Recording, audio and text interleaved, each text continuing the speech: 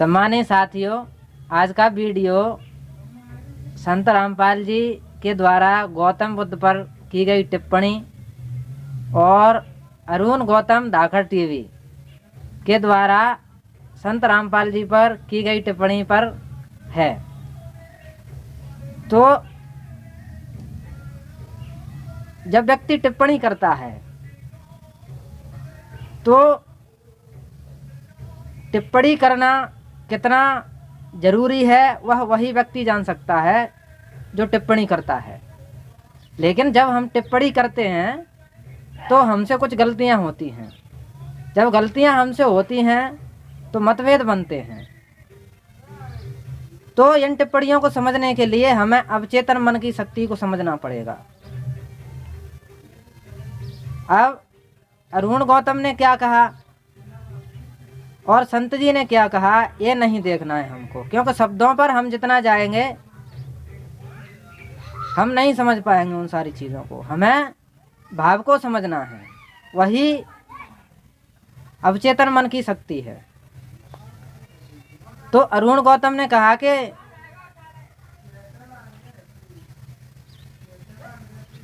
गौतम बुद्ध को रामपाल जी ने भगवान का पुत्र क्यों बताया, यह टिप्पणी थी। और उन्होंने किस दृष्टि से बताया, इन चीज़ों को अवचेतन मन की शक्ति के बिना समझना एक कठिन कार्य है। तो हम अवचेतन मन की शक्ति को समझेंगे। अवचेतन मन की शक्ति क्या है, जैसे कि संत जी जो कहते हैं कि कबीर साहब चारों युगों में आए थे, यानी सतयुग में सत सुकृत नाम से, और त्रेता युग में मुनीन्द्र नाम से, और द्वापर युग में करुणामय नाम से, और कलयुग में वास्तविक नाम कबीर देव जी के नाम से आए थे। तो अब हमें समझना पड़ेगा कि जो मुनीन्द्र नाम है वह क्या है। अगर इस चीज को समझ गए तो मतभेद समाप्त हो जाएंगे दोनों के ही। आज विज्ञान का युग है, इंटरनेट का जमाना है, सभी के हाथ में मोबाइल फोन है। गूगल पर जाइए, सर्च करिए मुनीन्द्र का अर्थ, तो आपको पता चल जाएगा कि मुनीन्द्र का अर्थ ही बुद्ध होता है। और अरुण गौतम जी ने कहा था कि बुद्ध कोई व्यक्ति नहीं है, यही अवचेतन मन की शक्ति है। और यहाँ पर ही मतभेद समाप्त हो जाएंगे, क्योंकि जब उन्होंने समझ लिया अरुण गौतम जी ने कि बुद्ध कोई व्यक्ति नहीं है, अब वो समझ लेंगे कि मुनीन्द्र है वह कोई व्यक्ति नहीं है, तो मतभेद समाप्त हो जाएंगे। अब रही बात कि सामाजिक एकजुटता कैसे आए।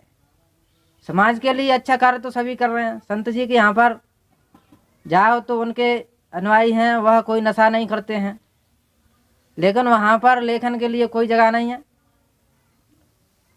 अपने विचारों के लिए कोई जगह नहीं है। इस वीडियो में आप देखेंगे। और संत जी ने वंशभेद में बताया है कबीर सागर से। तो संत जी ने वंशभेद में कहा है कि 12वें पंथ प्रकट हो वाणी, शब्द हमारे की निर्णय ठानी। घर घर देखो बोध विचारा, सत्य नाम सब ठौर उचारा।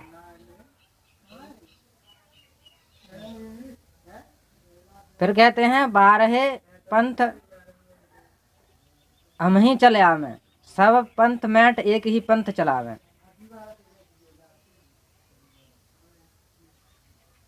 तब तक बोधो खोली चमारा, फिर तुम बोधो राज दरबारा। यानी कि 12वें पंथ में कबीर साहब के अनुसार वाणी प्रकट होगी, ज्ञान का प्रचार प्रसार होगा। और इसके बाद में 12 पंथ में हम ही चले आवे। अब हम कोई एक व्यक्ति नहीं है, हम का अर्थ हम ही होना चाहिए, यानी कि हम सभी कोई एक नहीं, तो मतभेद समाप्त हो सकते हैं। अब कोली और चमारों को बोधने के लिए, उनको पढ़ाने लिखाने के लिए, उनको शिक्षित करने के लिए, उनको शिक्षा दीक्षा देने के लिए क्यों कहा है कबीर साहब ने? क्योंकि यह पिछड़े लोग हैं, इसलिए इनको शिक्षा दीक्षा देना, पढ़ाना लिखाना प्रत्येक प्रबुद्ध आदमी का कर्तव्य है। अब बुद्धत्व को कोई भी प्राप्त हो सकता है, पहले, अब और बाद में। किसी का एकाधिकार नहीं है कि एक ही व्यक्ति कोई गुरु है और वही बना रहेगा। तो सबसे बड़ी बात यह है कि गुरुओं की आवश्यकता कभी समाप्त नहीं होती है, और एकाधिकार ही समाज में मतभेद पैदा करता है। कभी ब्राह्मणों का देश पर एकाधिकार था, तो आज संत जी के साथ अन्याय हो गया, और वह भी उसी के लिए संघर्ष कर रहे हैं कि सभी को शिक्षा हो, सभी को समानता का अधिकार हो, जाति नहीं हो। लेकिन फिर भी हम कहीं ना कहीं एकाधिकार को काबिज कर ही बैठते हैं, और एकाधिकार नुकसान ही पहुंचाता है। तो 12 पंथ, यानी कि 12वें पंथ के बाद अब एकजुटता जरूरी है। संत जी भी वीडियो में आगे बोलेंगे, तो हम सभी के लिए अच्छा होगा। मतलब कबीर साहब ने राजनीति के लिए बोला है कि फिर तुम बोध और राज दरबारा, यानी कि फिर राजनीति भी करनी पड़ेगी जब हम शिक्षित बन जाएंगे। तब जब हम पढ़ लिख जाएंगे, शिक्षित हो जाएंगे, तब राजनीति भी करनी पड़ेगी। उन्होंने मना नहीं किया है इस बात को। अभिषेक दास बोल रहे? हाँ जी, हाँ जी। जी, संजय दास मुरैना से बोल रहा हूँ। हाँ जी, संजय हो गया जी, बताइए। जी, मैं आपसे बात कर रहा था थोड़ी 10 मिनट। बताओ भगत जी। मुंडका आश्रम में हम मिले थे आपसे, मतलब बात। हाँ जी, हाँ जी भगत जी। तो मतलब जैसे कि हम चर्चा कर रहे थे किताब पे, जैसे कि हम किताब लिख सकते हैं। हाँ हाँ। तो इस संबंध में आपका क्या विचार है? इस बारे में जैसे हम किताब लिखना चाहते हैं। भगत जी बताया था, किताब लिखने के आदेश नहीं है गुरु जी के। हमारे विचार इसमें कोई काम नहीं करते भगत जी। हम गुरु जी से नाम दीक्षा ले लिया ना, तो गुरु जी को तन मन धन समर्पित होने का मतलब होता है कि अपनी इच्छाओं से, अपने मन से कोई कार्य नहीं करना, गुरु जी के आदेशों पर चलना होता है। गुरु जी ने मना कर रखा है खुद से बुक लिखने के लिए। नहीं तो ऐसा क्यों है? जैसे गुरुजी मतलब बताते हैं ना कि भारतीय संविधान का सम्मान करो, हम भारतीय संविधान का पालन करते हैं। तो भारतीय संविधान तो हमें आज़ादी देता है ना बोलने और लिखने की। भगत जी मैंने एक चीज बताओ, भक्ति संविधान बोलने और लिखने की आजादी नहीं होता। भक्ति संविधान भक्ति करके सतलोक जाने के लिए, मोक्ष प्राप्त करने के लिए है। अगर तुम यहीं पे लेखक हो, कवि बन के चल के रह जाते हो, भाई आपका प्रोफेशन और तुमसे काम धंधे के लिए आप कर रहे हो, ठीक है, आपका काम धंधा चल रहा है, वो चीजें अलग है, ठीक है। नए सिरे से परमात्मा ने जो संविधान बताया, अब मान लो भारत का संविधान है, मेरी बात सुनो, ठीक है ना। हाँ, भारत के संविधान को अब कोई व्यक्ति फिर से द्वारा लिख सकता है? भाई मैं भारत संविधान लिख रहा हूँ, क्या मैं लिख सकता हूँ? बताओ। अगर वो ये बात बोलता भी तो आपको कैसा लगेगा? भाई कितनी बुद्धि होगी उसमें। मनुष्य की बुद्धि की मतलब कोई सीमा नहीं है। और जैसे कि हम गुरुजी के रेफरेंस से ही अपन चर्चा कर रहे हैं आपसे। जैसे दूसरा पॉइंट बताओ भगत जी, किताब लिखने गुरु जी का आदेश नहीं, आगे बताओ। हाँ, मतलब इसी पे हम मतलब थोड़ी चर्चा करना चाह रहे हैं आपसे। चर्चा का विषय ही नहीं है ना, जहाँ पे गुरु जी का आदेश ही नहीं है। गुरु जी ने रात कह दी तो रात है, उसमें चर्चा क्या करना। गुरु जी ने अगर दिन को रात कह दिया कि भाई रात है, तो गुरु जी का आदेश सर्वोपरि है, बोल दिया तो बोल दिया।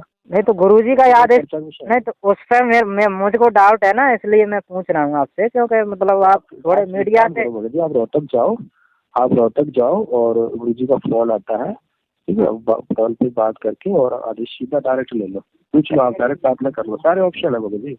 परमात्मा सब सीधा पूछ रहा है। नहीं, आप मीडिया से हो इसलिए पूछ रहा हूँ मैं आपसे। हमने बता दिया भगत जी, हम गुरु जी के आदेशों पर कोई विचार विमर्श नहीं कर सकते। तो 2 मिनट का समय, कोई राय नहीं दे सकते।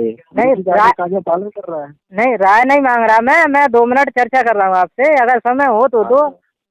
मैं ये कह रहा हूँ जैसे गुरुजी ने काम की बोला है कि काम करते करते हमें मतलब साधना करनी है। तो मतलब कार्य तो 2 प्रकार का होता है ना, जैसे मानसिक कार्य और शारीरिक कार्य। ऐसे तो जो मानसिक कार्य है ना उससे बिल्कुल कार्य नहीं कर पाएगा व्यक्ति। हाँ, तो जैसे लेखकों का कार्य होता है लिखना, पत्रकारों का काम होता है पत्रकारिता करना, तो मतलब ये तो मतलब असंगत बात हो गई ना। गुरुजी के मतलब रेफरेंस है ये आप कह रहे थे, उस हिसाब से क्या लिखना चाह रहे हैं? मैं तो किताब लिखना चाह रहा हूँ। क्या मतलब जैसे आप बोल रहे थे कि मतलब नहीं लिख सकते, आदेश नहीं है, तो वो तो वैसा ही हो गया ना पहले पढ़ने लिखने का किसी को। गुरु जी के आदेश नहीं है पुस्तक लिखने का, धार्मिक पुस्तकों का प्लस कवि कविताओं करने का, ये परमात्मा के आदेश नहीं है। ठीक है, कोई लेखक है, कोई कवि है, सामाजिक चीजें हैं, वो तो जो व्यक्ति पहले से है, मान लो कोई लेखक है, नाम दीक्षा ले लेता है, ठीक है, वो बात अलग है। अब आप गुरु जी से ज्ञान समझ के, गुरु जी का ज्ञान को लेके और आपको तो लेखक बनना चाह रहे हो, मैं वो चीज कह रहा हूँ भगत जी, गुरु जी का आदेश नहीं है। तो मतलब अब से आगे ना कोई लेखक पैदा होगा और ना मतलब होगा भगत जी, परमात्मा का संविधान है, परमात्मा बता के जाएंगे। गुरु जी ने कह दिया मेरे अलावा कोई गुरु नहीं होगा, पूरे गुरु जी लास्ट फाइनल है। गुरु जी की भक्ति करना, मुख से सतलोक जाना है। यहाँ कोई नई दुकान थोड़ी खोलेगा भक्ति मार के। मैं ये नहीं कह रहा हूँ कि अपन नई दुकान खोल देना है। सुनो मेरी बात, आपको अपना अनुभव बताना है। साधना चैनल पे गुरु जी के आदेश अनुसार भक्तों को इंटरव्यू ले जाते हैं, वहाँ पे इंटरव्यू दो, 5, 10, 20 मिनट का जो भी आपके अनुभव है बताओ भक्तों को, फिर इंटरव्यू लिया जाए। अगर आपको फायदा हुआ, लाभ मिले, वो इंटरव्यू के माध्यम से गुरु जी डिजिटल के माध्यम से बुलवा रहे हैं वो। तो मतलब ये सारी चीज यहाँ से आगे मतलब रुक जाएंगी, ये सारी चीजें क्या ये सारी चीजें रुक जाएंगी अब यहाँ से आगे? ना तो कोई लेखक होगा, ना मतलब कोई मानसिक कार्य कर सकता। भगत जी आप ना गुरु जी के सत्संग सुनो, ठीक है ना, नहीं तो सत्संग पता लग जाए गुरु जी क्या स्थापित करना चाह रहे हैं। नहीं तो वो सत्संग के रेफरेंस से ही मैं बता रहा हूँ आपसे। पंडित जी ने उनको रोक दिया, पंडित जी कहो गुरु जी कहो, है तो मतलब उससे हम हटके क्या दे रहे हैं या ले रहे हैं मतलब गुरु जी से? मैं इस चीज पे चर्चा कर रहा हूँ। गुरु जी से बात कर लो ना जाके भगत जी, आपको लेखक बनना है, आपको लग रहा है आपको अवार्ड मिला, आपके गले में माला डला, तो आप गुरु जी सीधी प्रार्थना कर लो ना जाके भगत जी। गुरु जी से सीधा बात कर लो। मैंने आपको बताया गुरु जी की कोई किताबें लिखने का आदेश नहीं है खुद से। तो मतलब मैं तो इतना कह रहा हूँ जैसे कि वो तो मुझे पता है गुरुजी क्या बोलते हैं, वो तो मुझे मालूम है, लेकिन आप अपने हिसाब से ऐसा तो नहीं बोल रहे। मैं इतना मतलब आपने हिसाब क्यों दूंगा, मैं अपना हिसाब क्यों दूंगा भगत जी? तो गुरुजी ने हिसाब है ही नहीं है। गुरुजी ने बताया ना सबको पढ़ने लिखने का अधिकार है, शिक्षा सबका अधिकार है, सबको शिक्षित होना चाहिए। अक्षर ज्ञान का अधिकार है, तो गुरु जी पढ़ा रहे हैं, लिखा रहे हैं, पढ़ो लिखो भक्ति करो। तो वही तो अक्षर ज्ञान की तो बात कर रहे हैं। आप जो कह रहे हो वो मानसिक गुलामी में तो नहीं चला जाता। मैं ये कह रहा हूँ आपसे, गुरु जी की वाणी है, बांदी का जाम गुलाम गुलाम गुलाम हूँ तुम्हारा। ये गुलाम नहीं, 3 गुलाम बनने पड़ेंगे गुरु जी के, तब बात बनेगी। अगर तुम्हें लग रहा है कि लेखनकार हम नहीं करेंगे तो हम गुरु जी गुलाम जिंदगी हो गई, तो एक गुलाम नहीं भाई, बांदी का जाम गुलाम गुलाम गुलाम हूँ तुम्हारा। भक्ति करो, समझो, गुलाम बन के ही रहना पड़ेगा। मतलब सामाजिक कार्य जो भी है, जो गुरु जी का उद्देश्य है, उसके उद्देश्य पर मतलब कैसे पहुंच पाएंगे बिना लेखन के? जैसे मीरा जी होगा मेरे भगत जी, जैसे मीरा कार्य अलग हो, कोई लेखक है अपना बाइट लिख रहा है या कोई चीज कर रहा है, वो चीज अलग हो गई। लेकिन गुरु जी से ज्ञान लेके, गुरु जी की सृष्टि रचना है, गुरु जी ने जो ज्ञान बताया वो अपने ग्रंथ थोड़ा लिखेगा। जैसे मतलब गुरु जी जैसे रविदास जी की शिष्या थी मीरा, तो मीरा जी का भी मतलब ग्रंथ है। ग्रंथ मतलब शिष्य भी लिख सकता है ना, लिखने में क्या परेशानी है? मीरा जी हो?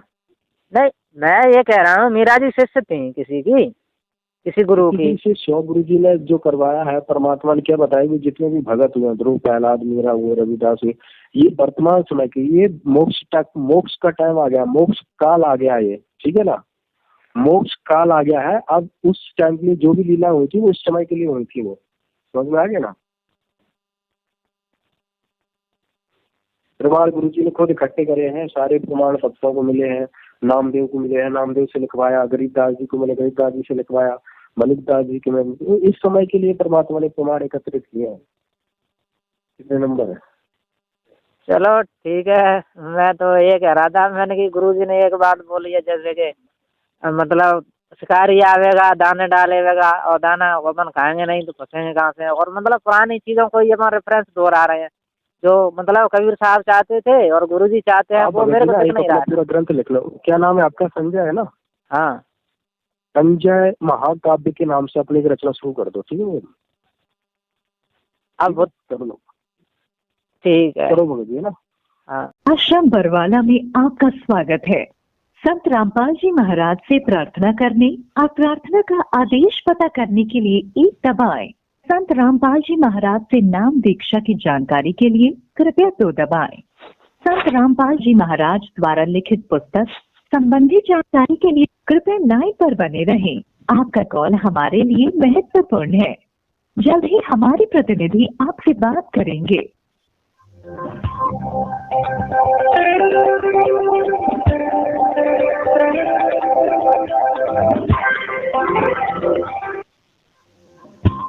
जी अच्छा है जी। जी, प्रार्थना लगानी है। क्या नाम है भगत जी? जी, संजय दास, कहाँ से? MP मुरैना। क्या प्रार्थना करनी है? जैसे मेरा जो अनुभव है उसकी मैं एक पुस्तक लिखना चाहता हूँ। तुम्हारा क्या अनुभव है? मेरा जो भी अनुभव है हम्म? मैं उसकी पुस्तक लिखना चाहता हूँ। तो गुरुजी क्या से मैं पुस्तक? प्रार्थना कर रहा हूँ। प्रार्थना में देखो क्या बताते हैं गुरुजी। तो फिर उस पुस्तक लिख के उसका क्या करोगे? पुस्तक क्यों लिखी जाती है? अब ये सारी चीजें छोड़िए, भगत प्रार्थना लगाते हैं। आपका जो काम है वो आप करिए। कौन सा? मतलब आपका क्या काम करना है क्या नहीं करना वो आप मुझे बताओगे। क्या बोल रहे भगत जी? मतलब हम ये बोल रहे हैं कि तुम बताओगे हमारा क्या काम और क्या नहीं है। नहीं, मैं ये नहीं बता रहा क्या काम है। आपको जो सेवा मिली है आप तो उसको करिए। अपन प्रार्थना लगा रहे हैं गुरुजी से, आप लगाइए। नहीं तो वो अनुभव गुरु जी से अनुभव लिखिए अपना अनुभव भाई। तो पुस्तक लिख के क्या करोगे ये तो फिर बता। तो फिर गुरु जी पूछे हम क्या जवाब देंगे फिर? गुरुजी पूछेंगे। तो ये देखो सुनो, आपने अपना मुंह चला दिया, आपने अपना कह दिया कि मतलब क्या आपका काम करिए, आपसे प्रार्थना करें। अगर गुरुजी से हमने पूछ लिया हमसे कि भाई वो भगत क्यों प्रार्थना लिखे मतलब पुस्तक लिखना चाहता है उसका वो क्या करेगा। हाँ, तो मैं बता रहा हूँ ना वो सब। नहीं, वो सारी चीजें तो मैं बताऊंगा ना। हाँ, देखो समाज में अधिकतर लोग है ना, उनके साथ सामाजिक अन्याय हो रहा है। मैं उसके ऊपर किताब लिख रहा हूँ तो गुरुजी का आदेश लेना जरूरी है। हर आदमी परेशान है आज देश में, तो मैं प्रार्थना ही तो कर रहा हूँ। एक भगत का वो है, अधिकार है ये। नहीं अच्छा, हर एक आदमी परेशान है तो उसके लिए आप कर रहे हो। भगत जी कुछ नहीं था इन बातों में, आप भक्ति कर लो ठीक है, अपना देखो इसमें फायदा है। वो नहीं, देखो समाज में अन्याय तो सभी के साथ हो रहा है ना, भक्तों के साथ भी हो रहा है। तो मैं तो गुरुजी से प्रार्थना ही तो कर रहा हूँ। नहीं प्रार्थना देखो, जब से टाइम आया जब तुम भी परेशान थे, तुम्हारे साथ भी अन्याय हुआ ठीक है, तो जब टाइम आया ना तो अपने आप सुधर जाएगा। आप इसमें दिमाग ना लगा के गुरुजी बोलते हैं भक्ति कर लो, इसमें फायदा है। नहीं, भक्ति तो चल रही है ना, तो किताब तो कोई भी लिख सकता है। जो बोलना और लिखना एक ही बात होती है भगत जी। नहीं ऐसे कैसे? देखो अब आपका दिमाग ज्यादा उसमें दिमाग में ही लगा रहेगा, पुस्तक लिखने के चक्कर में लगा रहेगा, तो भक्ति क्या करोगे? आप नहीं कर पाओगे ना। फिर वो आप यही देखोगे कि किसके साथ क्या चल रहा है क्या नहीं चल रहा है क्या, तो आपका दिमाग फिर इसी चीज में बिजी हो जाए, फिर भक्ति कैसे कर पाओगे? तो भगत जी आप मतलब आप बात करोगे मेरे से थोड़ा, या मतलब फोन रखोगे? ये बताओ पहले। तो बात करना चाहते हो तो मैं शांति से बात करना चाहता हूँ आपसे। नहीं वो आपकी मर्जी है, फोन रखना रखो, तो उसमें क्या दिक्कत है? नहीं, मैं नहीं रखना चाह रहा। आप फोन रख रहे हो तो मतलब रख सकते हो, लेकिन मैं तो मतलब ये कायदे में रह के आप मतलब, और हम सभी संविधान के दायरे में गुरुजी भी बताते हैं और हम भी बता रहे हैं गुरुजी की मर्यादा में रह के। जैसे मीराबाई ने भी तो मतलब ज्ञान लिखा था। मीराबाई ने तो कभी ज्ञान नहीं लिखा भाई, वो तो भक्ति करती थी। मीराबाई ने कोई ज्ञान नहीं लिखा है ना, मीराबाई ने तो कोई ज्ञान नहीं लिखा। कब लिखा? NCERT में उनको पाठ्यक्रम नहीं पढ़ाया जाता मीराबाई जी का और रविदास जी का। अरे तो वो तो जो उनके लिखने वाले थे उनके जीवन से जो उनके वो दर्शक थे कि भाई देख कितने महापुरुष हो, वो तो उन्होंने अपने अनुभव लिखे। मीराबाई ने थोड़ी लिखा मेरे साथ क्या हो रहा है क्या। तो ऐसे हर तो भगत जी ऐसे ही हर भगत लिख सकता है, ऐसा मतलब है ना। संवैधानिक दायरे में रह के संवैधानिक चीजों को गुरुजी बताते हैं, मानते हैं और गुरुजी की मर्यादा मानते हैं हम। गुरु जी की मेरी बात है, गुरु जी ने पुस्तक लिखने की ज्ञान गंगा देने की रात ठीक है। अगर जिसको बहुत सारी पुस्तकें हैं, जिसको अगर मान लो आपको मतलब प्रचार करना है, लोग बाग दुखी है, तो आपके ज्ञान से कुछ नहीं होने वाला। अब जो गुरु जी ने जो दे रखा है इसी तक जिसी की सेवा करो, इसी तक लोगों को पहुंचाओ ठीक है। एक प्रार्थना और सुनोगे? एक बात और सुनोगे मेरी? हाँ, एक और बता दे। ये ऐसा तो नहीं है भगत जी, जैसे गुरुजी का बात नहीं है ये सब आप जो बता रहे हो ना, गुरुजी की नहीं है। पहले के जमाने में जैसे पढ़ने से रोका गया ना, मतलब अधिकतर आबादी को इस देश में एक ही वर्ग के पास मतलब पढ़ने लिखने का अधिकार था, और अगर उसी चीज पर हम चल रहे हैं तो ये गुरुजी का ज्ञान नहीं है। कौन सा ज्ञान? आप जो कह रहे हो वो आप किसके आधार से चल रहे हो भगत जी? किसके आधार से? मतलब हम आपके तुम्हारे आधार से चलेंगे? मेरे आधार से नहीं, मैं ये कह रहा हूँ जो गुरुजी बता रहे हैं, गुरुजी तो सबको शिक्षित करना चाहते हैं और आप अपनी पूरी आत्मनिर्भर बनाना चाहते हैं गुरुजी तो सभी को। कहाँ से बोल रहे हो तुम? कहाँ से बोल रहे हो? मैं बोल रहा हूँ यहाँ से, मुरैना से। कहाँ से? मुरैना से बोल रहे हैं? यार एमपी के तो ऐसे नहीं है, इतना फालतू दिमाग तो नहीं लगाते एमपी के। चलो ठीक है भगत जी, आपको फालतू दिमाग लग रहा है तो ठीक है, कोई दिक्कत नहीं है, लेकिन मैं तो ये कह रहा हूँ जैसे कि पढ़ने लिखने का तो सभी को अधिकार है। संविधान को गुरुजी बताते हैं, आप सभी बताते हो, तो संविधान का अधिकार है हमारा ये सब। तो भैया तुम्हारा अधिकार है। देखो तुम सुना हम ये कि आप तुम्हारे इसकी तो जो गुरुजी ने ज्ञान दे रखा है, गुरुजी ने जो पुस्तकें लिख रखी है, वो मतलब इससे हटके आप अपनी पुस्तक बना के मतलब आप बनाना चाह रहे हो यार, कमाल की बात है। वो भी भगत हो गए, ये कोई दिक्कत नहीं है। भगत जी देखो, अपन गुरुजी की मर्यादा में रह के ही कर रहे हैं सब कुछ, गुरुजी की मर्यादा नहीं तोड़ रहे। अरे तो भैया तो मतलब आप जब गुरुजी ने सब कुछ लिख दिया भाई, देश में कितना अन्याय है, कितना भ्रष्टाचार, कितना कुछ है, कितने दुखी है, किसकी भक्ति करनी चाहिए, ये सब गुरुजी ने सब कुछ लिख दिया, उसका समाधान भी लिख दिया, फिर भी आप अपनी तरफ से करना चाह रहे हो, बताओ। चलो ठीक है, आप जो भी जैसे सोच रखते हो ठीक है भगत जी, कोई दिक्कत नहीं है। मेरा तो मतलब गुरुजी से मतलब मैं चाह रहा था कि थोड़ी प्रार्थना लगा लूं। नहीं भाई, अगर आपके पास कुछ अलग से नहीं, इस चीज की प्रार्थना नहीं लगती फालतू काम की ना भगत जी। ये तो मतलब ये पढ़ाई लिखाई मतलब फालतू की चीजें हैं, शिक्षा ग्रहण करना। तुमने ये थोड़ी ना बोला कि हमें पढ़ाई लिखाई करनी है, पढ़ाई लिखाई नहीं देखो, मैं तो फालतू तो बता नहीं रहा हूँ, आप ही फालतू बोल रहे हो ना पढ़ाई लिखाई की। नहीं, हमने तो ये नहीं बोला पढ़ाई लिखाई फालतू, आपने अभी तो बोला है। ये तो पहले जैसा ही हो गया ना, फिर पहले जैसा ही हो गया। पहले लिखने और पढ़ने नहीं दिया जाता था, और गुरुजी सत्संग में बताते हैं इस बात को खुद। क्या बताते हैं? क्या बताते हैं? शिक्षित तो सभी लोगों को होना चाहिए ना, तो मतलब और पढ़ने लिखने का सभी को अधिकार होना चाहिए। आप रोक रहे हो ना, ये असंवैधानिक है, ये लीगल नहीं है आप जो बता रहे हो। कौन सा? हमने तो कभी नहीं बोला लीगल नहीं, हमने तो आपने बोला आप लिखोगे क्या, तो आप बता ही रहे कि क्या, लेकिन आपने बोला कि दुनिया में इतना अत्याचार हो रहा है, ये हो रहा है। मैंने वही हाँ, तो आर्थिक सामाजिक और राजनीतिक न्याय मतलब इस देश की 90% मतलब आबादी को नहीं मिल रहा है, उसकी मैं प्रार्थना ही तो कर रहा हूँ। इस चीज का तो गुरु जी ने बहुत सारे न्यायालय गुरु जी के ऊपर, गुरु जी के साथ अन्याय हुआ, गुरु ने खुद अपनी पुस्तकें लिख रखी, गुरु ने खुद बताया, उसको तो आप पढ़ते नहीं करते, आप टाइम नहीं है। अब आप अपना क्या मतलब हो रहा है? आप कैसे नहीं भगत जी, आप कैसे पता कर सकते हो कि मैं पढ़ता नहीं हूँ या मेरे को परमात्मा की प्राप्ति नहीं हुई है?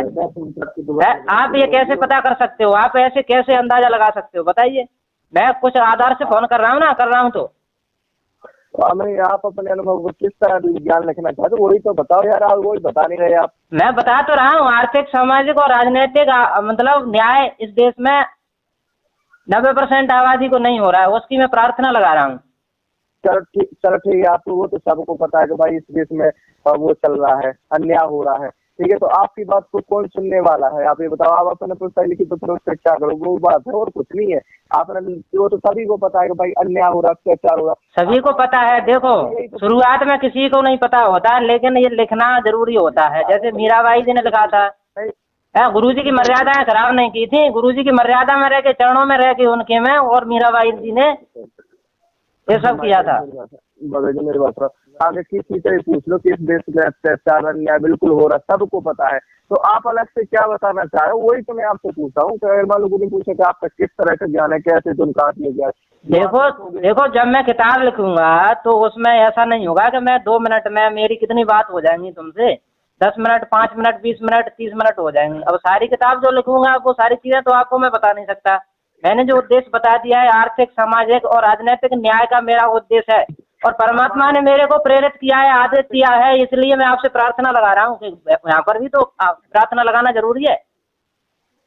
नहीं, परमात्मा ने देखो वो बात ठीक है, लेकिन एक बात। अच्छा आप तो ये बताइए, जब परमात्मा 3 प्रकार से मिलते हैं हमको, तो आप इस बात को कैसे कह रहे हो कि आप पढ़ते नहीं है, आप भक्ति कर लो, ऐसा कर लो, ऐसे कैसे कह सकते हो आप?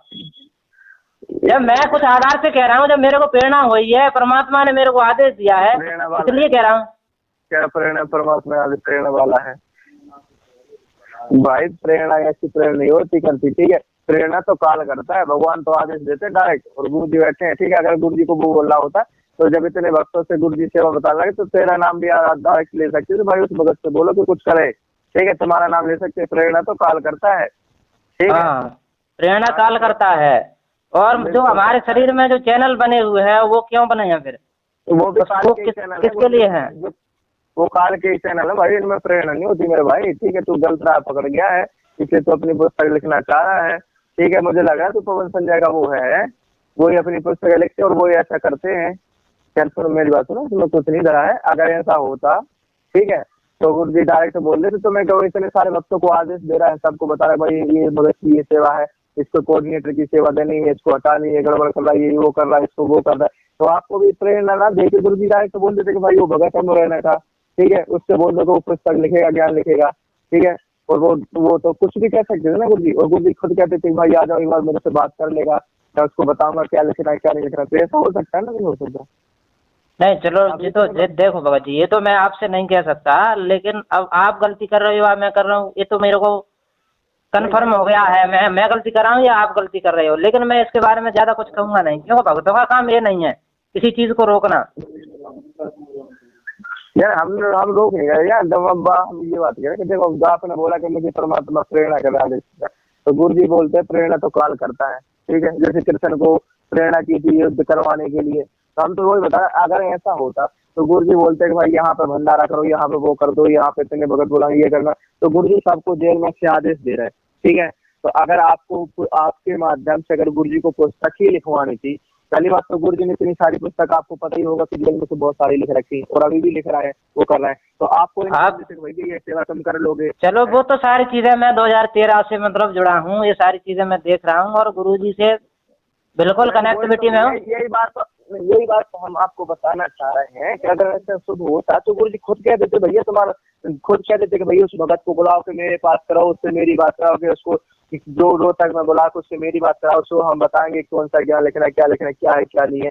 तो ये बात होती तो हम तो मतलब आप तो चलो ठीक है, आप जो कुछ भी कह रहे हो वो तो ठीक है, वो तो मुझे कंफर्म हो गया कि आप क्या कर रहे हो क्या नहीं कर रहे हो, लेकिन आप प्रार्थना लगा रहे हो या नहीं, मैं तो इतना बस जवाब चाहता हूँ। क्योंकि भक्तों का काम लड़ना नहीं होता है और ना ही किसी को रोकना होता है। किसके मामले में?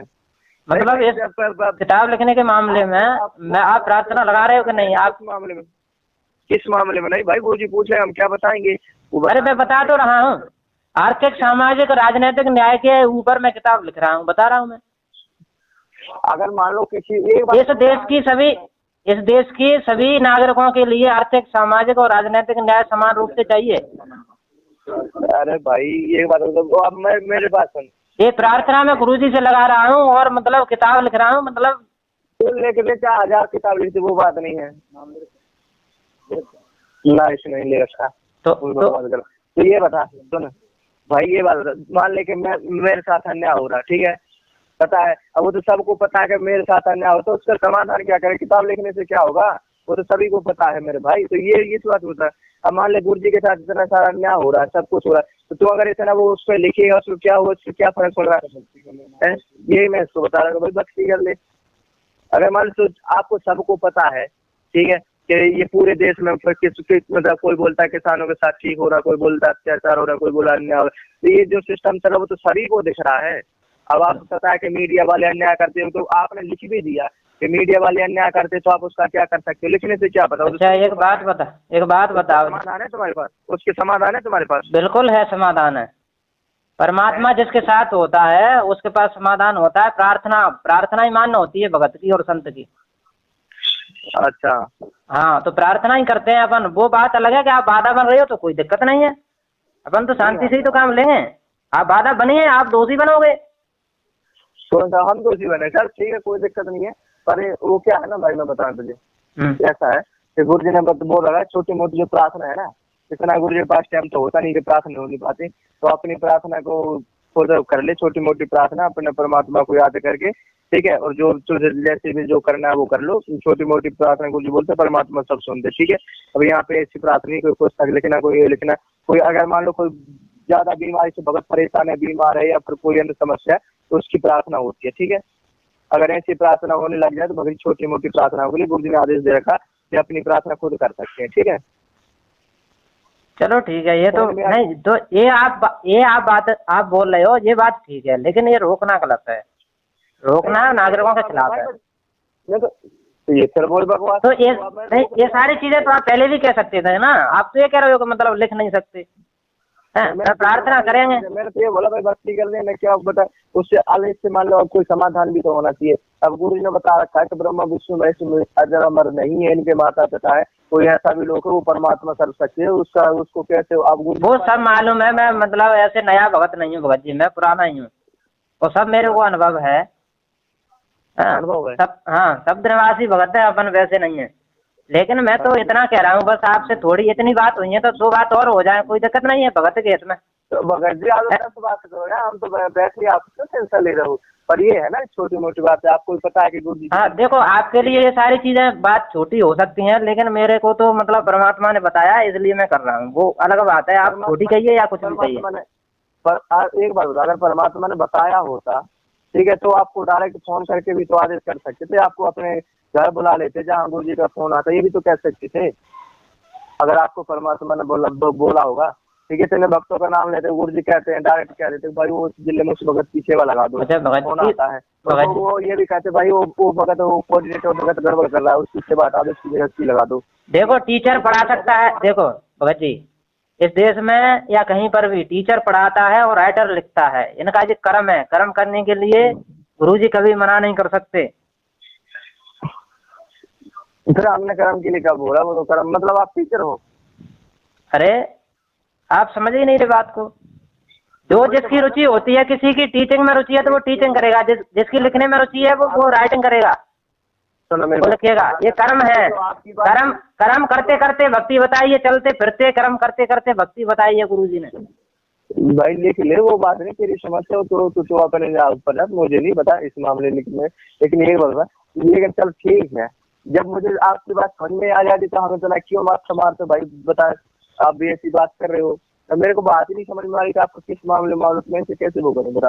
तो जो रही प्रार्थना लिखने में, तो ये छोटी मोटी प्रार्थना अपने आप भाई कर लो, लिख ली, और तुझे परमात्मा ने आदेश दिया तुझे प्रेरणा हो ना भाई, हम क्या कर सकते, ठीक है। लेकिन ये बात तो है, गुरु जी कहते हैं कि अधिकतर काली प्रेरणा देता है, ठीक है, अधिकतर काली प्रेरणा देता है। ये तो सब डराने वाली बात है तुम्हारी, और कुछ नहीं है। मेरी क्यों डराने वाली भाई, बस देख अगर ये होता है, गुरुजी जब ये भी तो बताते हैं कि पहले पढ़ने लिखने का अधिकार नहीं था, तो वैसे ये रोक रहे हैं, कोई व्यक्ति रोक रहा है, तो फिर तो वही बात है वही ना, परिवर्तन का क्या मतलब हुआ, नया युग कैसे आएगा, सतयुग कैसे बनेगा, आप ये बताइए। कितने भगत हैं जो बहुत सारे पढ़ रहा है, कोई PhD कर रहा है, कोई वकील बन रहा है, कोई जज बन रहा है, और अगर मान लो कोई उसमें पास नहीं हो पाते एग्जाम में, तो गुरु जी से भी प्रार्थना कर रहे हैं, गुरु जी बताते हैं कि भाई तुम ये कर लो, मतलब तुम मतलब गुरु जी दया करेंगे, मतलब पास हो जाए। तो कई को पास भी किया है, किसी को मना भी किया कि नहीं तुम ये काम नहीं करना, ठीक है। अगर उन्होंने वो काम किया तो उनको हानि भी, नुकसान भी हुई, ठीक है। तो अगर ऐसा होता कि पढ़ने के लिए मना किया हुआ है, तो मना क्यों, मतलब वो क्यों करते भाई कि तुम मत पढ़ो, तुम योग कोर्स कर लो, तुम ये ना करो, ये सब क्यों करते अगर पढ़ने के लिए मना। गुरु जी तो ये भी कहते हैं कि अपने बच्चों को पढ़ाओ लिखाओ शिक्षित करो, और तुम अपना ज्ञान अलग से वो करने की बात करते। देखो अभी तो आपने बोला है ना कि बच्चों को पढ़ाओ लिखाओ, लिखाओ का मतलब क्या है, लिख सकते हैं अपन, लिखाओ का मतलब लिख सकते हैं, हाँ। पढ़ाओ का मतलब ये नहीं है कि पढ़ लिए डिग्रियां ले ली, बस पढ़ाओ लिखाओ का मतलब यही है पढ़ करके हम लिखेंगे भी, किताब भी लिखेंगे, ठीक है। यही तो आदेश है, आपके मुख से आखिर परमात्मा ने बुलवा ही दिया ना, आप कितना भी बच लो, कुछ भी कर लो। हाँ तो जब बोलो आइडिया तो भाई फिर चल ठीक है भाई, तेरे हिसाब से तुझे जैसा करना वैसे कर लिए, ठीक है। चलो ठीक है, छोटी मोटी प्रार्थना समझ के आपके लिए छोटी मोटी प्रार्थना होगी जी। चलो ठीक है, अपन तो गुरु जी के आदेश को मानते हैं, पढ़ाओ लिखाओ तो अपन पढ़ेंगे और लिखेंगे जी। तो भाई लेके वो यार तेरे ऊपर डिपेंड करता है भाई, तुझे जो करना वो कर, हम तो कुछ नहीं कर सकते इस मामले, क्योंकि मामला तेरे और गुरु जी का बीच का है, ठीक है। तो छोटी मोटी प्रार्थनाओं के लिए गुरु जी का आदेश है कि खुद परमात्मा को याद करके खुद ही प्रार्थना कर सकते हो, ठीक है। तो वो आपके ऊपर है, आपको क्या करना है क्या नहीं करना है, ठीक है, अपने ज्ञान का गोबर जो भी है अपने हिसाब से आपको खुद करो, गलत फर्क ये इसी चीज का है कि आप मतलब ये प्रार्थना है ना छोटी मोटी की हम नहीं कर सकते। ठीक है, ठीक है, ओके। अच्छा हाँ है। जी, अच्छा। आप कहाँ से हैं जी? मैवा के प्रास हैं भगत जी, हैं? मैवा के प्रास हैं, मैवा के प्रास है। अच्छा अच्छा, तो आपने इससे हमारे भगत भाई कैसे जोड़ रखे हैं, क्या परिचित है आपसे इनसे? परिचित है गुरु जी तो जो है 2013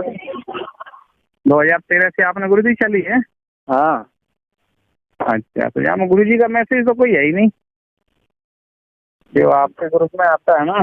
हाँ, पूर्ण भगत जी कह रहे नहीं मुरैना वाले, इनसे कोई बात करो भाई, कौन है ये, क्या है। भगत भाई बताते हैं, हाँ। लेकिन ग्रुप किस कारण से बनाया हुआ है? पूर्ण भगत जी से बात कर लोगे आप? मैं तो तुरंत बात कर लेंगे, कौन से बात करा रहे हैं तुम? पूर्ण भगत जी, जिला कोऑर्डिनेटर मुरैना। जिससे बात करा लो उससे बात करा लो। आपके ग्रुप में ही जुड़े हैं ना वो, उनसे बात कर लेना आप। नहीं, आप क्या कहना चाह रहे हो? नहीं, मैं तो धौलपुर में हूँ जी, मैं तो धौलपुर में हूँ ना। उन्होंने कहा था मुझसे हाँ। कि ये ग्रुप मतलब किस कारण से बनाया हुआ है, उसमें अगर आप भगत भाई हैं तो गुरु जी का आपने कोई मैसेज डाला नहीं। और जी तो एक बात बताओ, परमात्मा तो अनंत है ना। अनंत परमात्मा मतलब? की सीमा है क्या? परमात्मा किसी भी भगत को किस तरीके से कौन सा काम दे रहे हैं, सेवा दे रहे हैं, आप जान सकते हो क्या? एक सेवा कर रहे हैं तो परमात्मा की सेवा कर लो ना, क्या दिक्कत है? परमात्मा की सेवा कर लो, क्या दिक्कत और किसी का संसार है? है जी? परमात्मा का संसार है और किसी का है? परमात्मा कितने प्रकार से होती है? क्या? परमात्मा प्राप्ति कितने प्रकार से होती है भगत जी? केवल एक ही प्रकार से होती है, सब प्रकार से नहीं होती। परमात्मा प्राप्ति में सारे प्रकार नहीं जुड़ते, एक जुड़ता है। आपको परमात्मा प्राप्ति हो गई है क्या? अभी नहीं हुई। नहीं हुई है तो परमात्मा प्राप्त भक्तों के लिए आदेश नहीं देते भगत जी। गुरुजी भी प्रार्थना करते हैं सभी से, बच्चों से भी। हाँ, हाँ, ऐसे नहीं कहते कि कौन क्या कर रहा है। परमात्मा जिस पे जो मेहर करते हैं उस हिसाब से काम करते हैं भगत। तो परमात्मा के आदेश डालो ना, क्या आपत्ति है? परमात्मा को जानना जरूर है भगत जी। आपने नहीं जाना है और नहीं प्राप्ति की है तो ऐसे नहीं बोल सकते आप। अच्छा, हाँ, मैंने क्या बोल दिया? ऐसे बोल दिया है कि मतलब मैंने ये बोल दिया पूर्ण भगत जी से बात कर लिए। पूरन भगत जी से बात हो गई है कई बार। हाँ, हाँ, वो उनको कुछ जानकारी नहीं है ना, गुरु जी का मार्ग समझा है 90% भक्तों ने। अच्छा, आपको पता है? बिल्कुल। अच्छा, हाँ, चलो बहुत बढ़िया भगत जी। हाँ। हेलो, हेलो, संजय दास बात कर रहा हूँ भगत जी। हाँ जी, संजय दास बात कर रहा हूँ। बोलो बोलो। ये पातीराम दास भगत जी ने अभी कॉल किया था कि पूरन दास जी से बात कर लो। आप बोलिए, क्या बोल रहे हो? तो जी ऐसा है, वो आपको जो ग्रुप बनाया है तो उसमें तो गुरु जी का ज्ञान की बातें डाला करो, या तो बिजनेस का ग्रुप है आपका? आप कल नामदान केंद्र पे मिलोगे क्या? जैसे फोन पे बात नहीं होंगी सभी। अच्छा, सब मिल जाएंगे, क्या बात है, मिलेंगे। और मतलब आपके अलावा जो भी भगत हैं ऐसा मतलब समझते हैं कि ये सब गलत कर रहे हैं संजय दास जी, वो सभी मतलब मिले कल मेरे को। मैं मतलब बात करूंगा आपसे। नहीं, अभी तो मना है ना आश्रम पे, तो अभी मतलब आने के लिए मना है ना गुरु जी की तरफ। अच्छा, अभी मना है। आपको सिर्फ अगर हमारी बात को समझते हो कि भगत जी कह रहे हैं तो अच्छी बात कह रहे हैं गुरु जी के ज्ञान आधार पर, तो उसमें क्या है, जो भी करना है वो गुरु जी का ज्ञान आधार पर करो। या फिर आपका कोई बिजनेस का ग्रुप है तो फिर बिजनेस की अलग अपने रखो, जो बिजनेस वाले जुड़े उनको जोड़ो। अगर ऐसा ग्रुप बना करके फिर वो आप अपनी कोई भी ज्ञान की बातें डालते अपनी तरफ से, तो वो गुरु जी के ज्ञान से मैच नहीं खाती ना। नहीं तो यही तो मैं बोल रहा हूँ कि मतलब आप सही बोल रहे हो या मैं सही बोल रहा हूँ, ये ऐसे तो कंफर्म नहीं होगा ना। नहीं, आप सही, आपकी सही नहीं चलेगी ना, हमारी चलेगी, लेकिन गुरु जी की चलेगी। जो गुरु जी का ध्यान डालो उसमें, मैंने देखा है ना उसको, मेरे पास है वो, मैंने देखा है उसमें। तो आपने कोई गुरु जी के बारे में तो कुछ लिखा ही नहीं इसमें।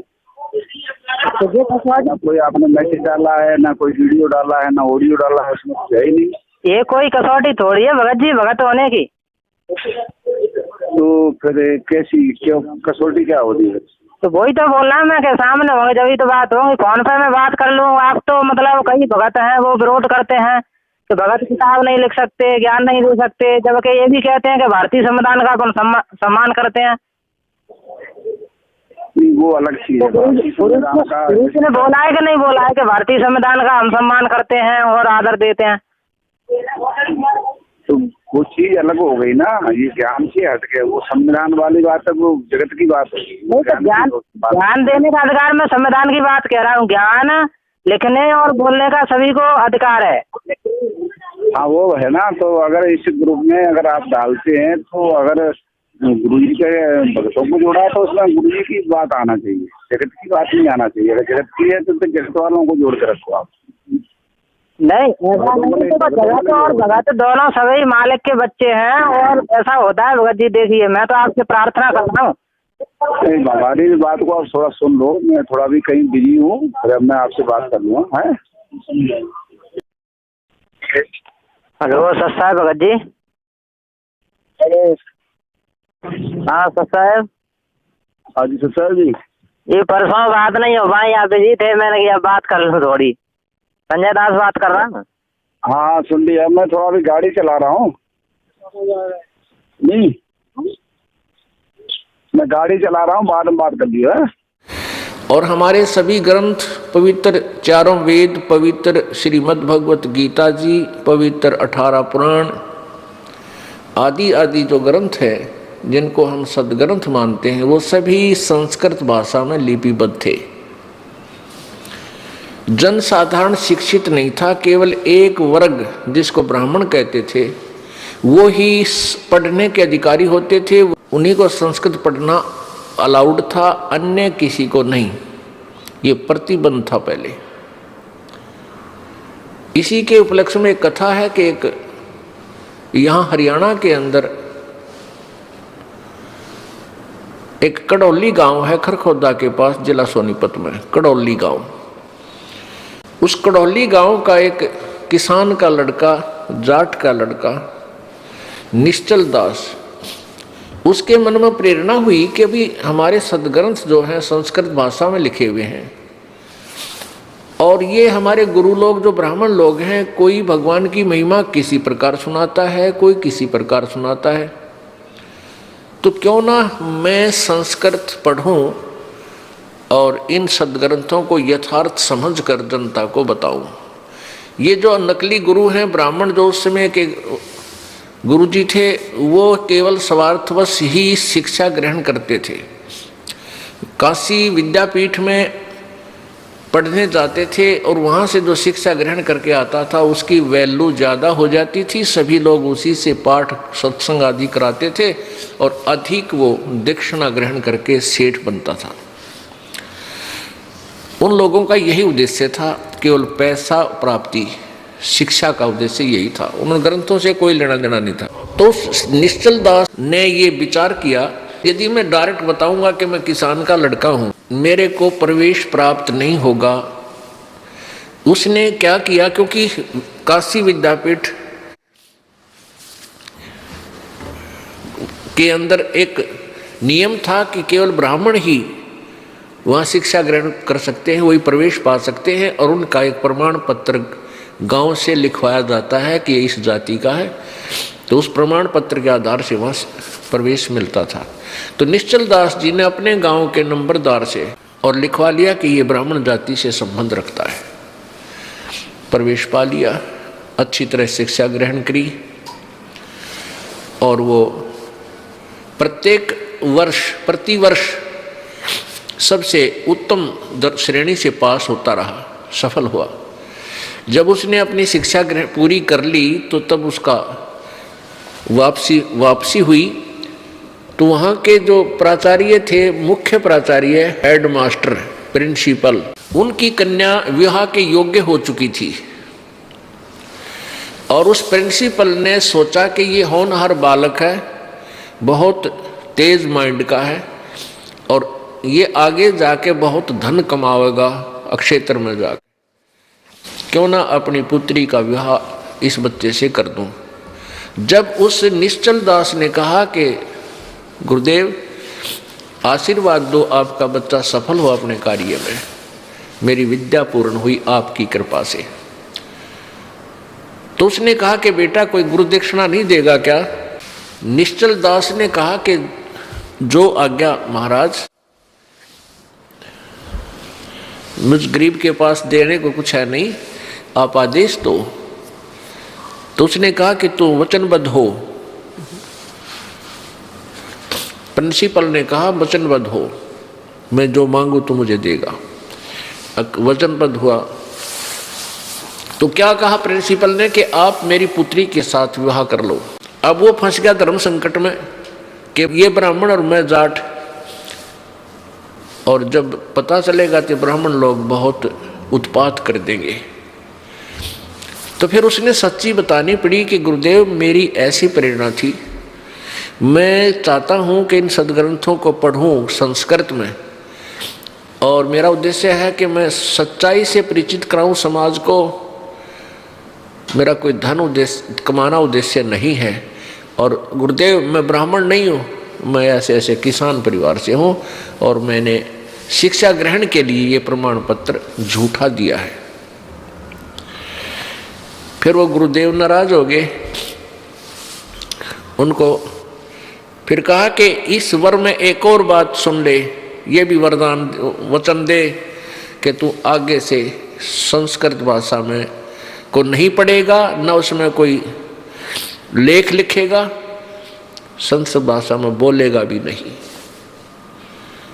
और मैं तुझे श्राप देता हूँ कि तुझे 3 ताप के अंतर्गत दुख होगा। तूने झूठ बोला है और झूठ बोल करके शिक्षा ग्रहण की। अब उसने कहा ठीक है गुरुदेव, जो आपकी आज्ञा है। उस निश्चल दास जी ने फिर संस्कृत ना तो लिखी ना पढ़ी, क्यों प्रतिबंध ला दिया उन्होंने, और उसमें ये धर्म के ठेकेदार ना जाने के जुल्म करवा देते थे। तो पुण्यात्माओं, ऐसे ये बिजली गिरी रही, अभी तक ये अज्ञान फैला रहा। हम सदग्रंथों को नहीं समझ सके, और जिनको हम जो समझते थे कि ये सदग्रंथों को जानते हैं, ये सदग्रंथों को पढ़ते हैं क्योंकि ये संस्कृत भाषा जानते हैं, उनको सदग्रंथों का ज्ञान नहीं था। ABC क ख भी नहीं जानते थे। अब समय आ गया है वापस एक होने का, इकट्ठे होने का समय आ गया है। बुद्धिमान समाज है, हमारे जो सदग्रंथ हैं वो हमारे पास विद्वान है। पवित्र 4 वेद, पवित्र श्रीमद् भगवत गीता जी, पवित्र पुराण, ये किसी धर्म विशेष के शास्त्र नहीं है। ये लिपिबद्ध किए गए, उसमें कोई धर्म नहीं था, ना हिंदू थे, ना मुसलमान, ना सिख, ना ईसाई। लेकिन वर्तमान में इन सदग्रंथों को हिंदुओं के ग्रंथ माने जाता है। ये सदग्रंथ जो ज्ञान देते हैं, उन्हीं से मिलता जुलता ज्ञान पवित्र कुरान शरीफ में है, और उन्हीं से मिलता जुलता ज्ञान पवित्र बाइबल में है, और उन्हीं से मिलता जुलता ज्ञान पवित्र गुरु ग्रंथ साहिब के अंदर है। लेकिन जो गुरु ग्रंथ साहिब के अंदर पहला महला की वाणी यानी गुरु नानक देव जी की जो वाणी है, वो 100% सत्य है, और वो 5वें वेद से भी मिलती है। तो पुण्यात्माओं, हम अपने अपने सदग्रंथों को फिर देखेंगे, और दोबारा अब हम पढ़ सकते हैं, हम शिक्षित हैं। पहले तो हिंदू समाज में केवल एक ही वर्ग को संस्कृत पढ़ने का अधिकार था, अन्य को नहीं था। ब्राह्मण बोलते थे उनको। अब हम सभी ब्राह्मण हो गए, हम सभी शिक्षित हो गए। ब्राह्मण सोए जो ब्रह्म पहचाने, और पंडित सोए जो पिंड की जाने। ब्राह्मण कोई अलग वर्ग नहीं है, पंडित कोई अलग से कोई वर्ण नहीं है। ये तो जैसे 4 वर्ण बनाए थे, ब्राह्मण, क्षत्रिय, वैश्य और शूद्र, अपने अपने काम बांटे थे। अब ब्राह्मण होकर, ब्राह्मण वही है जो परमात्मा के मार्ग को समझे और औरों ने समझावे, वो ब्राह्मण यानी गुरु होता है। पंडित उसी को कहते हैं। लेकिन कोई परंपरागत पंडित बनता जाता है वो ब्राह्मण कहलाता है। ठीक है, ब्राह्मण कहो, पंडित कहो, बाकी वो पंडित ब्राह्मण है नहीं। जैसे किसी का दादा परदादा, चौथा पांचवा दादा कोई वैद्य था और बढ़िया वैद्य था, नब्ज नाड़ी पकड़ के तुरंत बता देता था तुझे क्या तकलीफ है, और जड़ी बूटियां बनाकर रोग काट देता, बहुत प्रसिद्ध हो गए। एक आधी पीढ़ी ने उसने अपने बेटे को या पोते को सिखाया, 1-2 पीढ़ी तक वैद्य की काम करते रहे। फिर उनके पुत्र पड़पोत्र 7वें 8वें पोते वह कोई काम नहीं करते वैद्य का, लेकिन उनका सरनाम बन गया झंडूराम वैद्य, कृपाराम वैद्य हैं। अब आगे चल के वो सुरेश वैद्य, नरेश वैद्य, वो सुरेश नरेश जानते को ना पेट के दर्द की दवाई वैद्य लिखा पीछे। तो ऐसे वो वैद्य लिख लें कोई दिक्कत नहीं, लेकिन वो वैद्य को नहीं। ऐसे ही जो पंडित थे, ब्राह्मण थे, ऋषि, जो सतयुग में 4 वर्ण बनाए थे मनु जी ने। जो ब्राह्मण थे वह वेदों को पढ़ते थे और अन्य को, समाज को शिक्षा, अक्षर ज्ञान भी देते थे, और साथ में अध्यात्म ज्ञान दिशा उन्हें वेदों को समझा बताया करती, इसलिए उन्हें पंडित कहा करते। अब वर्तमान में कह जानते नहीं भक्ति मार्ग की, और पूरे वर्ग को कहते यू ब्राह्मणा का महुला है, ब्राह्मण है सारे। हाँ ठीक है, वह वैद्य की तरह ब्राह्मण लिख ले, लेकिन ब्राह्मण को नहीं। वह अपने आत्मा परमात्मा 4 युगों में आते हैं। सतयुग में सतसुकृत नाम से आए थे, और त्रेता में मुनिंदर नाम से, द्वापर में करुणा में नाम से, और कलयुग में वो अपने ओरिजिनल नाम से, कबीर नाम से, कबीर देव नाम से प्रकट हुए। पुण्यात्मा, ये कबीर नाम इतना पवित्र है, इसको स्वाभाविक भी अगर आपकी जुबान से उच्चारण हो जाए तो भी पुण्य आता है। आपने जहां वोट देनी है दीजिए, अपना फैसला करके, बस इतना ही काम है, आगे नहीं इससे फालतू। बाकी अपना परमात्मा के नाम पर लगे रहिए। ठीक है, राजा तो आपने चुनना ही पड़ेगा, आपने जो ठीक लगा विधिवत तो अपनी वोट दीजिए, और बाकी अपना भजन करे। बनेगा वो ठीक से, ना बने तुमने के ठेका ले रखा बता, उसके नसीब फलेंगे। तो क्या बताते हैं कि जैसे जो सत भक्ति नहीं करते, अंदर कसक है नहीं, और यो ज्ञान भी सुन ले हर फिर हुए कि वह न्यो की न्यो बातें सारे को बंद कर रहे हैं, वो तो ऐसे हैं जैसे एक समय पिंजरा में तोते को पकड़ कर बांध कर रोक कर और बेचने के लिए जा रहा था। एक साधु संत ने देखा कि ये तोता स्वच्छंद विचरने वाला और जंगल में घूमने वाला प्राणी आज पिंजरे में फंस गया, और तोते की आयु बहुत लंबी होती है, लगभग मनुष्य जितनी होती है। तो उसने दया आगे कि भाई इसका पीछा छुटवा दो ना, तो बहुत दिन इसमें रहेगा। उसने उस पिंजरे वाले से पूछा, तोता बेचने वाले से, भाई कितनी कीमत लेगा इस तोते की। बेचने वाले ने कहा कि पिंजरे समेत 5 रुपए। उस साधु संत ने 5 रुपए देकर वो पिंजरे समेत तोता ले लिया, अपने कुटिया में ले आया। अब उस तोते से पूछा, भाई भले आदमी तू क्यों कर फंस गया? उसने बताया कि महाराज जी, यो पार दी गया था शिकारी, और उसने दाने डाल दिए और मैं दाने खान आ गया, इसने जाल में रोक लिया, मैं नो फंस गया। तो संत जी कहने लगे, भाई यदि मैं तुझे छोड़ दूं फिर तो तू नहीं फंसेगा। अगना जी तोबा तोबा, मैं तो फिर भूल के नहीं फंसूं। अब संत जी ने कहा, भी ठीक है बेटा, ले तो एक सेंटेंस, एक मंत्र याद कर ले। अब क्या? शिकारी आओगा दाने डालेगा, जाल बिछावेगा। हम दाने नहीं खाएंगे तो जाल में नहीं फंसेंगे। अब उस तोते ने कहा ठीक है गुरुदेव।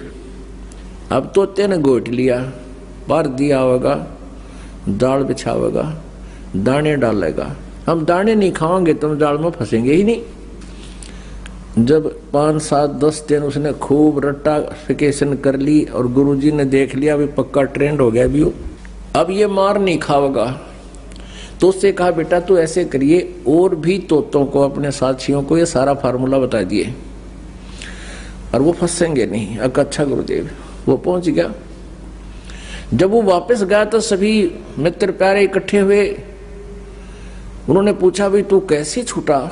उसने सारी राम कहानी बताई, आत्म बीती बता दी, और साथ में ये भी बताया कि जिस गुरुजी ने मुझे छुड़वाया है उसने एक मूल मंत्र बता रखा है और इसको हम याद रखेंगे तो आगे नहीं फंसेंगे। तो वो तोता गुरु बन गया। भी अन्य तोतों को आरती कराता है कि पारधी आवेगा, याद कर लो इस मूल मंत्र को, दाने डालेगा, जाल बिछावेगा, हम दाने नहीं खाएंगे तो हम जाल में नहीं फंसेंगे। सारे तोता नरट नरटली कुत्ती आरती की तरह गाँव दिन में रात में मंडे रहे। एक दिन वहां कोई शिकारी गया तोते पकड़ने वाला, उसने ये सेंटेंस ये मंत्र सुना तो शिकारी ने सोचा भाई यहाँ तो किसी ने ये सारे ट्रेंड कर दिए, ये तोते ना फंसे। फिर भी उसने सोचा ले तोते ना को कबूतर फंस जाएगा, जाल तो बिछा ही देता हूँ, इतनी दूर आया हूँ। जाल बिछा दिया, दाने डाल दिए और स्वयं अपना लेट गया एक तरफ जाके कि कुछ देर देखता हूँ, कोई फंसेगा तो ठीक से ना चलेंगे।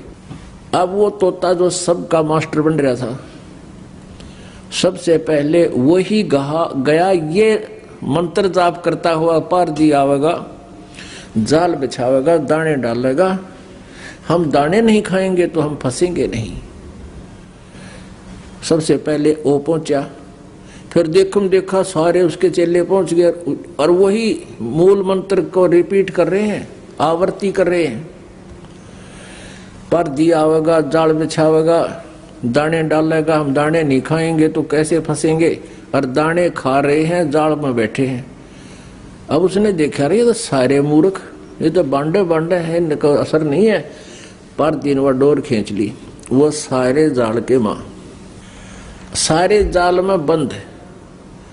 शिकारी का तो जी सा आ गया, अब ये तो भाई उन्हें खा इन घोट रखे न असर को नींद के, और ठाक कंधे पर पिछड़ा करने लटका लिए वो 20-30 तोते। अब वो लेके चल पड़ा, वो तब भी वही मूल मंत्र पढ़ रहे हैं, पारधी आवेगा, जाल बिछावेगा, दाने डालेगा, हम दाने नहीं खाएंगे तो कैसे फंसेंगे, और जाल के मां फंस रहे। अब वो जा रहे हैं जाल में, वो लपेटे जा रहे हैं और वो वही मंत्र पढ़ने लग रहे हैं। आगे से वही फिर आ गया।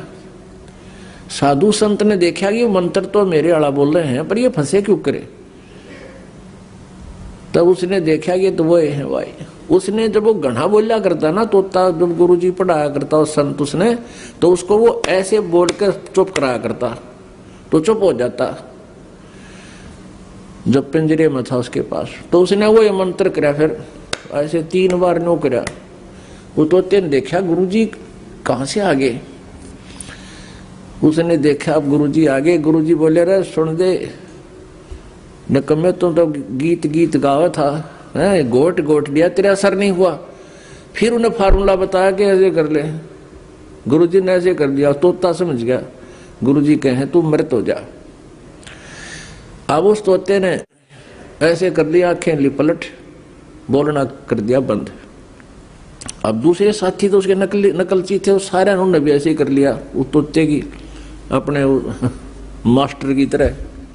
अब उसने पारधी ने सोचा, शिकारी ने, भाई तोते एकदम शांत कैसे हो गए। अब उन्हें देखे पकड़ गलाओ तो मृत सम हो गए। उन्हें सोचा इनमें कोई बीमारी आएगी, अरे ये मर गए, घर ले जाऊंगा तो कहते मारे भी आ जा। उसने उड़े पटक दिए सारे, ये तो मरे गए न, सोच रहे जब कभी बेहोश हो रही है तो मर जाए थोड़ी देर में। वो सारे वहीं पटक दिए उस पारधी ने। तो वो गुरुजी ने पकड़ी उसकी टिटवी, जो उसका पहले चेला था, उस संत ने बोला, रे निकम्मे, ये तुम तो गाँव गाँव थे, तुम्हारे असर नहीं हुआ, इसका असर होना चाहिए था, तुमने इस पर अमल करना चाहिए था। कहती ये बातें कहन सुन की ना, ये कर पाड़न की है। तो पुण्यात्माओं, ऐसे आप जी इतना ज्ञान समझ के और फिर काल के जाल में फंसे हुए हैं, सारी वही क्रियाएं कर रहे हैं जो भक्त, वो तो तोते के सी रटना उनकी। तो क्या बताते हैं, सतगुरु दत्त दाता कहें, बाणी बड़ी बुलंद, मुख बोले क्या होत है, जे अंतर हेतन अंध। सोटा खाली रह गया, सोटा कहते तोते को, पार पहुंचा नाही, ऐसे राम राम प्राणी कहें, वो जम की नगरी जाही। जिसके अंदर कसकने ऊपर तो मंत्र जाप करते हैं, कहते हैं वो सूट तोते की तरह रटला रहे हैं। क्या फायदा? तो इस प्रकार हमने अपने बच्चों को, भाई बहन, माता पिता, सबको, संबंधित जितने मित्र हैं या वैसे भी कोई, एक सद्भावना पूर्वक सबसे प्रार्थना करनी चाहिए कि आप भी दीक्षा लो और अपनी हवा आप भरो। जैसे एक पंप दे दिया जाता है साइकिल में हवा भरने का, तो सब ले लो पंप और अपनी भरो हवा, जब जरूरत पड़े फुल करो और चलो गाड़ी पर, सवारी पर। तो कहने का भाव ये है कि इसी प्रकार ये गुरुदेव जी से दीक्षा लेकर के आप स्वयं अपनी भक्ति मंत्र के जाप साधना के द्वारा अपने टायर में हवा स्वयं भरो और फिर चलो।